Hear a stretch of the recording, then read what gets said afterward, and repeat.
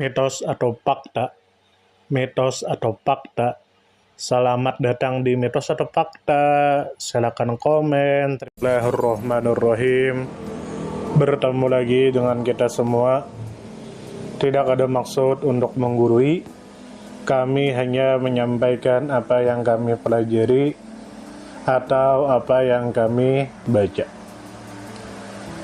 Wahai diri kita semua yang dimuliakan oleh Allah, kita memuji kepada Tuhan semesta alam. Segala puji-pujian hanya milik Allah, dan kita meminta pertolongan kepada Allah dari segala kelemahan yang kita miliki. Ya Allah, ya Tuhan kami, tolongilah kami di dunia dan di akhirat. Lalu kita meminta ampun kepada Allah dari dosa yang telah kita lakukan. Ya Allah, ya Tuhan kami, ampunilah dosa kami, ampunilah dosa ibu bapak kami, ampunilah dosa orang tua kami, ampunilah dosa kami semua, dan ya Allah, hapuskanlah semua catatan keburukan kami, sehingga kami mati dalam keadaan catatan bersih dari dosa. Lalu kita berlindung kepada Allah dari segala kejahatan yang akan menimpa kita. Ya Allah, ya Tuhan kami, lindungilah kami dari segala kejahatan yang akan menimpa kami, karena kami yakin bahwa sekalipun seluruh dunia ingin mencelakakan kami, tapi Engkau tidak mengizinkannya, maka mereka tidak akan bisa mencelakakan kami. Karena itu, selamatkanlah kami di dunia dan di akhirat.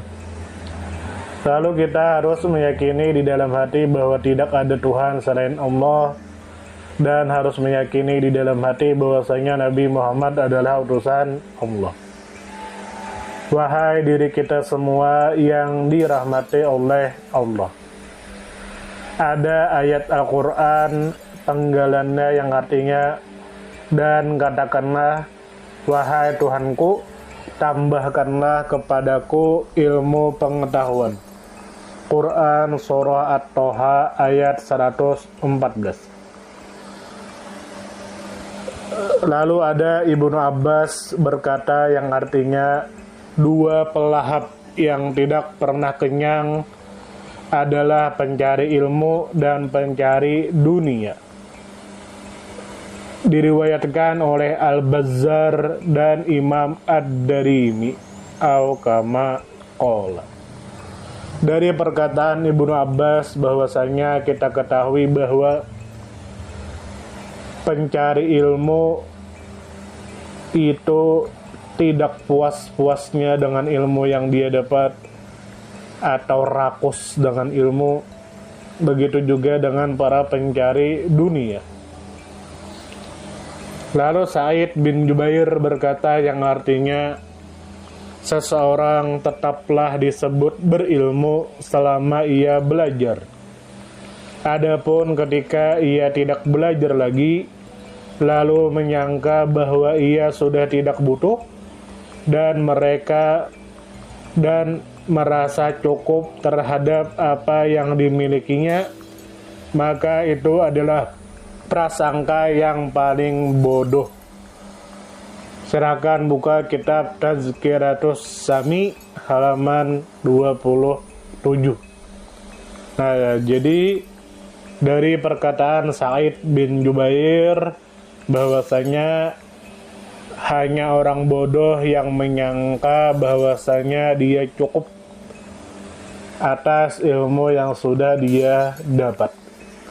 Karena itulah, wahai diri kita semua yang dimuliakan oleh Allah, belajarlah.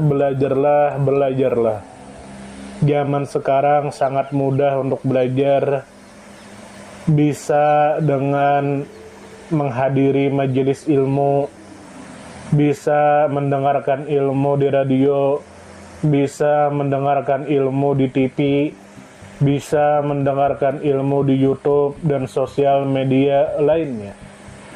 Kita hanya modal bensin atau modal kota, maka bisa mendapatkan ilmu pengetahuan. Hanya orang bodoh yang merasa cukup dengan ilmu yang dia dapatkan. Seperti perkataan Sa'id bin Jubair. Lalu seorang tabi'in dan ulama besar yang dikenal dengan Imam Malik pernah berkata yang artinya, terkadang seseorang harus berpisah dengan orang lain selama 30 tahun untuk mempelajari ilmu. Silahkan buka kitab Ad-Dibaij jilid 1 halaman 99. Nah, jadi dari sini diharapkan kepada orang tua agar merelakan anaknya pergi menuntut ilmu. Sangat banyak seorang anak berhenti menuntut ilmu dengan alasan orang tua tidak bisa jauh darinya. Lalu ada seorang ulama yang bernama Al-Hur Ibnu Abdurrahim pernah berkata yang artinya, saya mempelajari i'rab Al-Quran selama 45 tahun. Silakan buka kitab At-Tarikh Al-Kabir jilid 3 halaman 82. Nah, beliau mempelajari nahwu selama 45 tahun. Itu hanya nahwu. Lalu ada seorang ulama yang bernama Salaf berkata mengenai Ibrahim Al-Harbi yang artinya, saya tidak bertemu dia di majelis pelajaran nahwu ataupun lughah selama kira-kira 50 tahun. Silakan buka kitab Tabaqat Al-Hanabilah jilid 1 halaman 89. Lalu ada seorang ulama yang dikenal dengan nama Ibnul Mubarak. Beliau pernah ditanya yang artinya, sampai kapan kamu akan menulis hadis? Lalu beliau menjawab, bisa jadi masih ada satu kata yang dapat memberiku manfaat, sedangkan aku belum pernah mendengar satu kata tersebut. Silakan buka kitab Syaraf Ashab Al-Hadis halaman 68. Lalu ada seorang ulama yang bernama Al-Hasan Ibnu Mansur yang artinya, aku bertanya kepada Ahmad bin Hambal, sampai kapan seseorang harus menulis hadis? Lalu beliau menjawab, hingga dia meninggal. Silakan buka kitab Syaraful Ashab Al-Hadis halaman 68. Lalu ada seorang yang bernama Abdullah Ibnu Muhammad Al-Bagawi berkata yang artinya, saya mendengar Abu Abdillah Ahmad bin Hambal berkata, saya akan menuntut ilmu hingga masuk ke kubur. Silakan buka kitab Syaraf Ashab Al-Hadis halaman 68.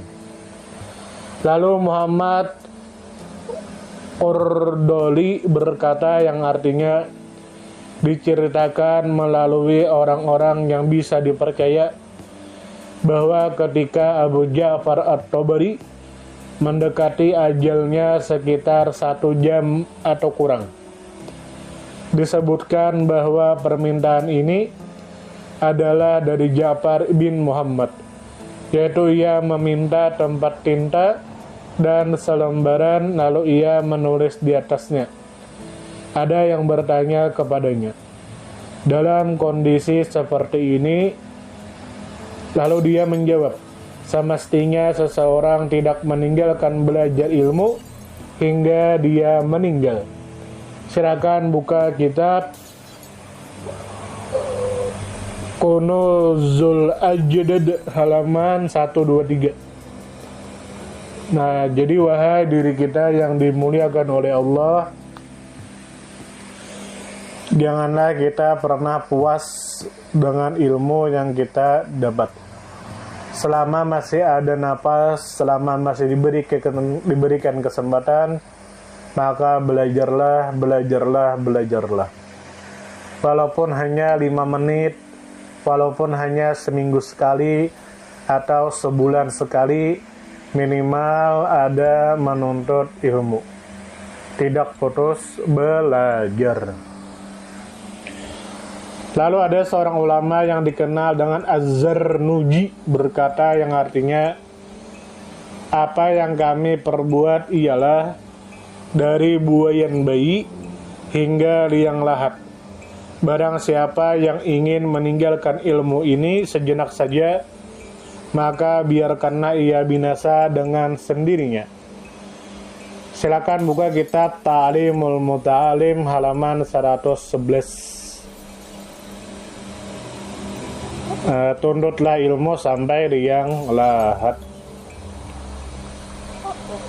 Nah, jadi sampai di sini, wahai diri kita yang dimuliakan oleh Allah, jangan pernah merasa cukup dengan ilmu yang sudah kita miliki.